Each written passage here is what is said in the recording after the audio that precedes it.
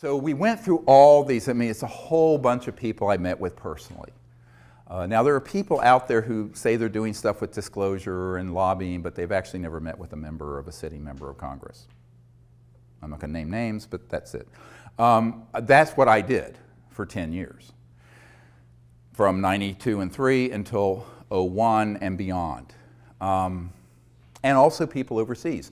The cabinet level member of the Japanese government in charge of science and technology briefed him, very interested. But when I said, will Japan take the lead on disclosure and put this material together? He says, oh no, we can't do it ahead of the United States. He was in terror of the idea of getting ahead of these covert programs. Same thing with meeting with certain members of the royal families in Europe that I met with. And as you know, I provided a big briefing that was given to Prince Charles by Jamie Cromwell, the actor who played. He said he was kind of playing me in this movie, First Contact, a Star Trek movie. And Jamie Cromwell, they had the opening in London, and Prince Charles came and wanted this briefing we were putting together for the president.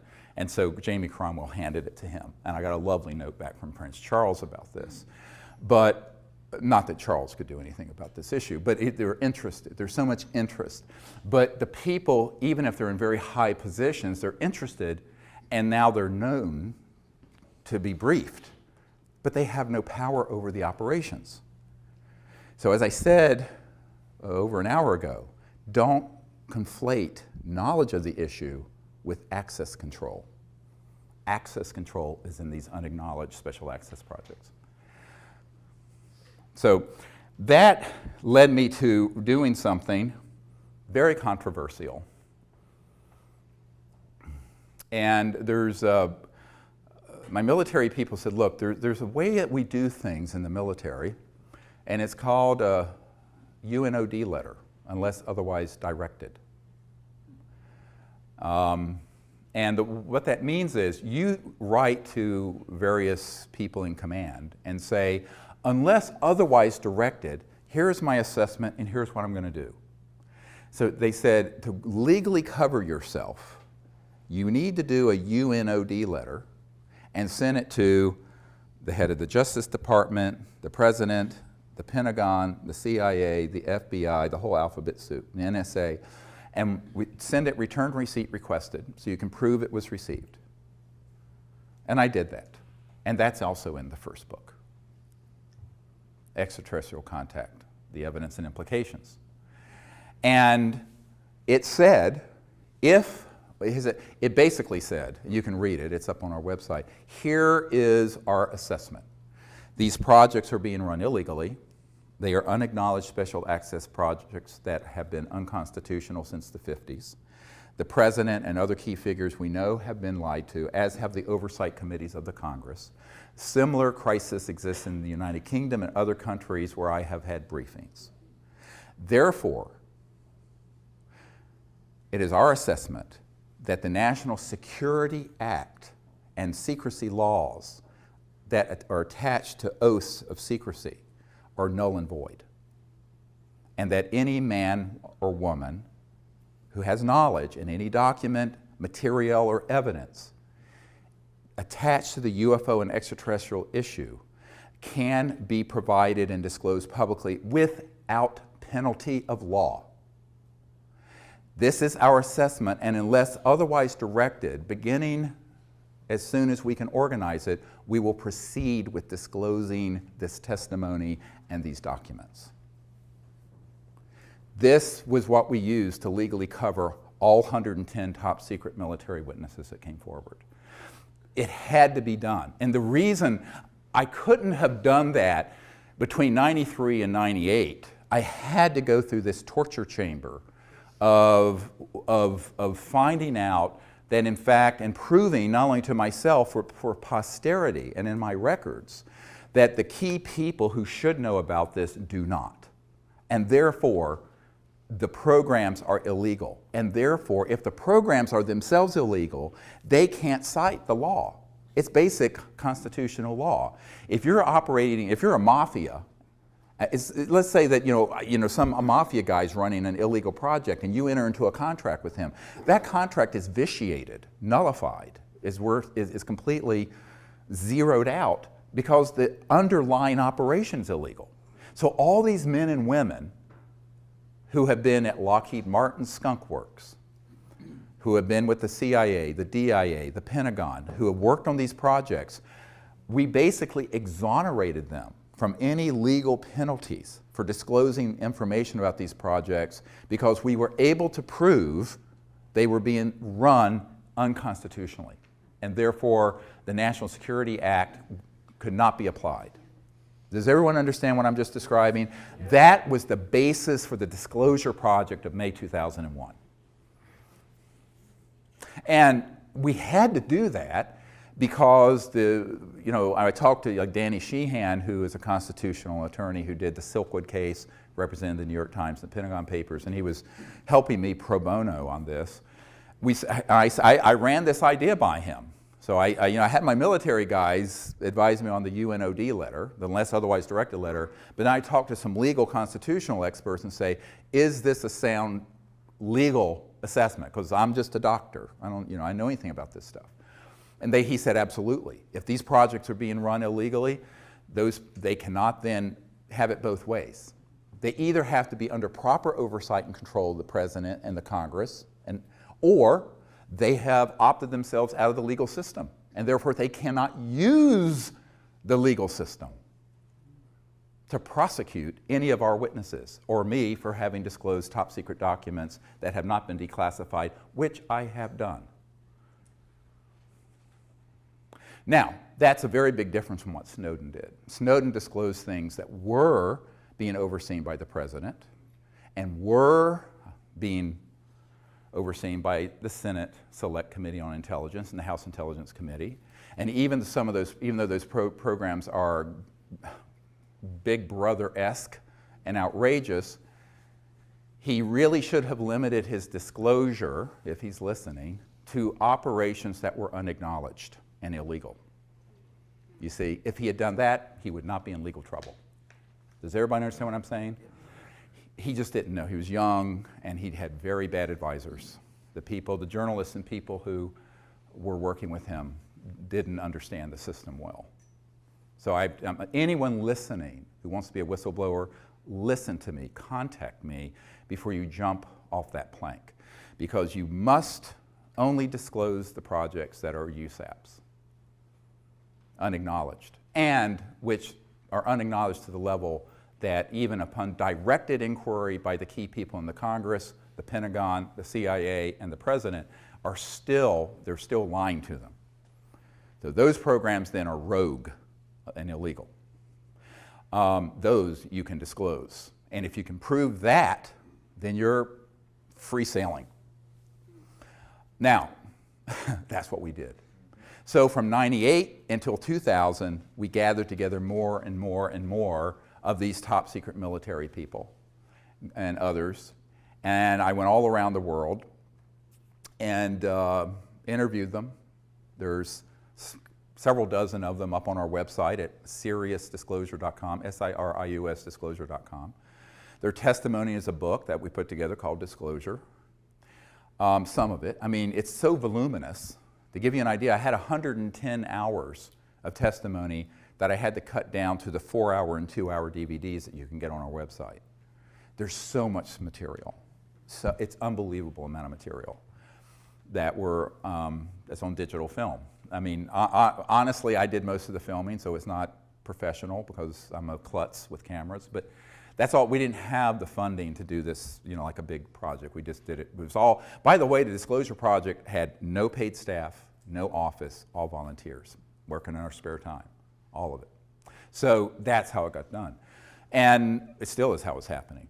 So I think that people have to understand that, we did the best we could with what we had. It wasn't like we had a $5 million grant or a $10 million grant to do this. We had a couple $100,000 to travel the world, interview all these people, and launch it at the National Press Club, which became the biggest event in the history of the National Press Club since Ronald Reagan was there. And at the time that we did the May 9th, 2001 event, it was the most watched event in the history of the internet, the entire internet.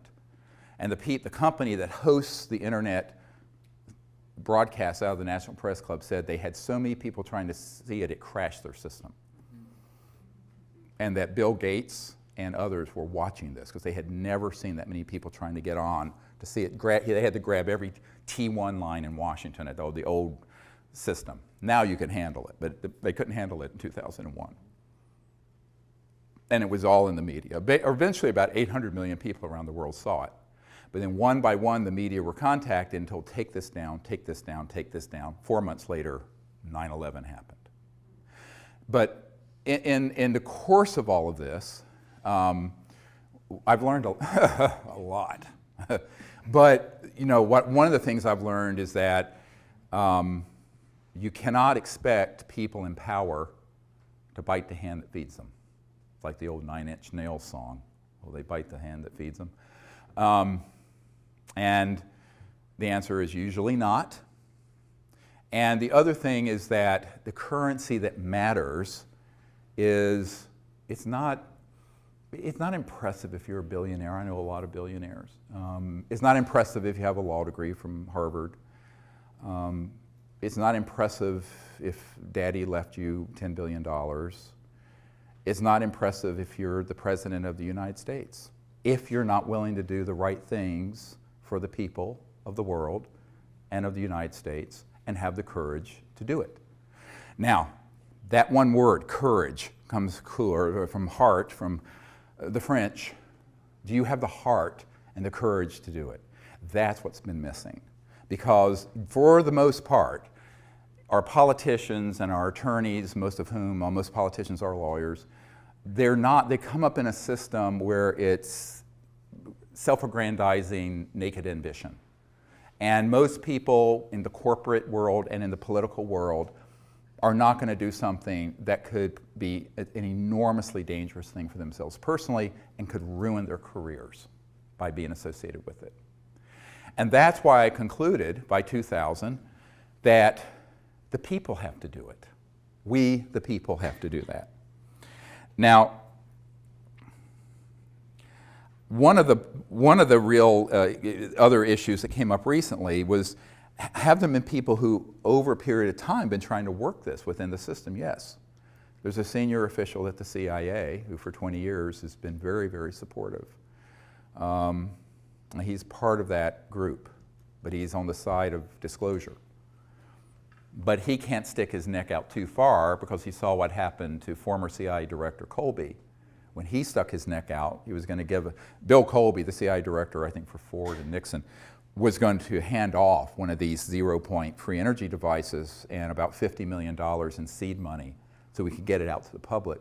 And the week he was going to meet with a member of my board, they found him floating down the Potomac River. Almost absolutely was assassinated. We can't prove it, but his best friend, a colonel, met with me and said, yes, that's what happened, and he knew it was a risk. So a lot of people who are friendly to this, who are on the inside, are afraid of being tweaked, terminated with extreme prejudice. And then you have other people who aren't on the inside, who don't have the courage of the ridicule factor, because the New York Times and the Washington Post, the big media outfits that are wholly owned subsidiaries of the intelligence community, frankly, when it comes to this issue, are going to absolutely roast and ridicule any politician that brings up the word UFO. It has to be done like on Kimmel, you know, just sort of ha ha ha, make a joke of it. So in 1953, the CIA decided that the psychological warfare aspects of this would be where the real enforcement could be, by just making it ridiculous. And they actually engaged, I have a document that proves this, Disney Studios, to make cartoons about little green men so that it would become the laughing stock and sort of defang the whole issue into sort of silliness. And so it has remained for 60 years. So it takes a lot of courage, not just in terms of your personal safety, but your reputation, because you're going to be ridiculed and laughed out of meetings, or you're going to be teased. And most people don't want to be ridiculed. I'm just the kind of person, I don't care what someone says about me. I mean, everything terrible you can imagine has been said about me, and so what? I mean, you just expect it. So, but most people in a public eye don't want to do that. And so disclosure is going to have to be with the people. So we initiated that in 2001, and we continue to do that. And I think that the biggest problem we've had, and I wrote a paper about this called When Disclosure Serves Secrecy. Now, this paper, I wish you would read it and memorize it. Everything I predicted in that a long time ago, it's on our website. And if you sign up for our email service, we occasionally send it out.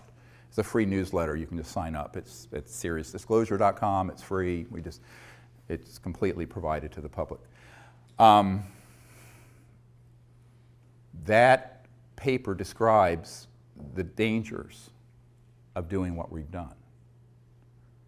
And that is disclosure being hijacked by charlatans who masquerade as disclosure folks, who attach to all the body of evidence I put together the fear factor and the silly season and the evil aliens are coming to eat us for lunch. Yeah. All right? And that has happened.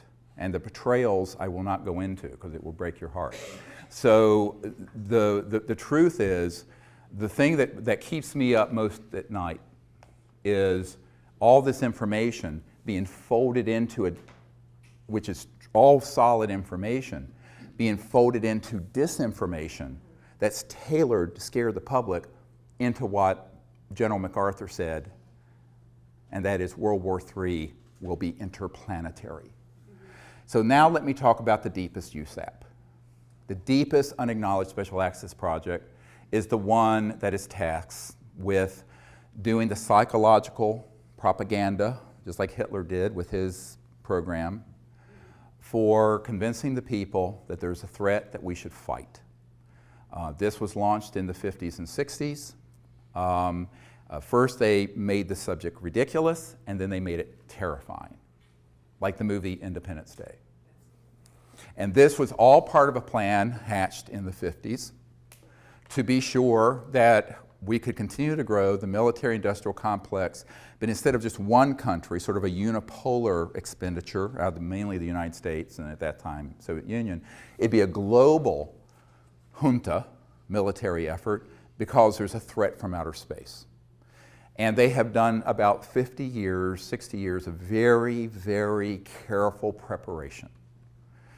Now, the UFO subculture is replete with the influence of that. Most people don't understand it. And I wasn't surprised when I got a document in the 1990s from the Strategic Studies Institute describing this project. And this is going to be in our next film, if I can find a director that wants to make this film. And it describes creating a worldwide subculture and cult around alien abductions using stagecraft, I'm quoting, and using advanced aerospace devices, i.e. man-made UFOs, anti-gravities, with creatures that could pass as aliens to engage in events to scare people so that the public could be turned to believe that there's one or more civilizations that we should unite against and fight. And Ronald Reagan at the United Nations literally said, wouldn't our job of creating a unified world be easier if we had a common alien threat? This is, you can Google this clip of Reagan saying this. So that agenda and the Star Wars programs that go with it, and 90+% of all UFO subculture books, movies, conferences are infected with that virus. Now, I'm saying unwittingly in many cases, because how would you know?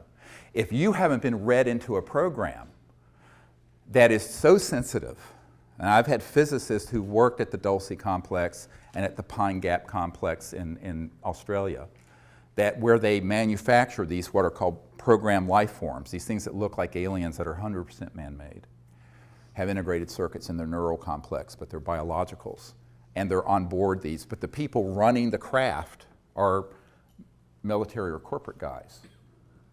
And they'll sick these things on people, and they'll abduct them and put an implant in them. And the implants are made by EG&G. They're on the edge of the Nellis Range.